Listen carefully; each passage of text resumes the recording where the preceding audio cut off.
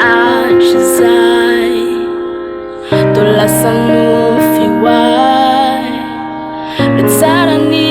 fanaovantsika roa tantara sisany hafarany ireo zavatra tsy nety natao malazao ay fifonako manorana ny tontoloko raha tsy eo anilako ianao tsy kely sakan'olo anao na misy asany sakana mino ianao fa zaho efa iova ho anao aza verireto fa mbola bakonao ny fo aza velangatsika ilay fitiavana ny fanaovantsika roa aza verireto fa mbola mamy ny lanao karaha isen'ny tanako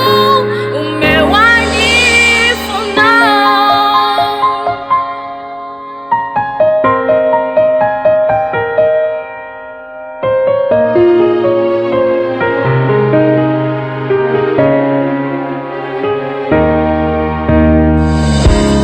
lahatra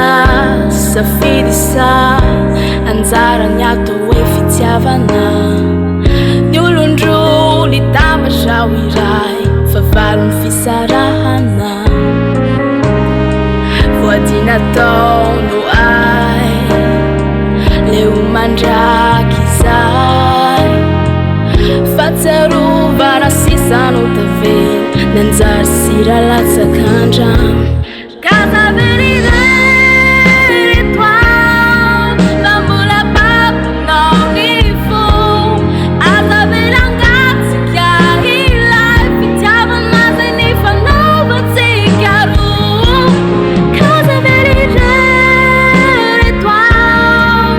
mbola mamy ny lanao karaha isen'ny tanako omeo any fonao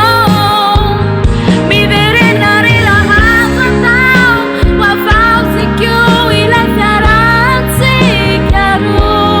mandefa tany fa tsy leo aho tsy kivy ny laza le teny hoe mbola tikinao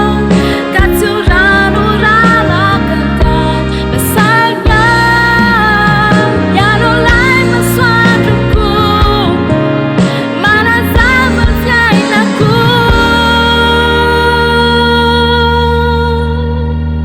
kaza verireto fa mbola bakonao ny fo aza velanga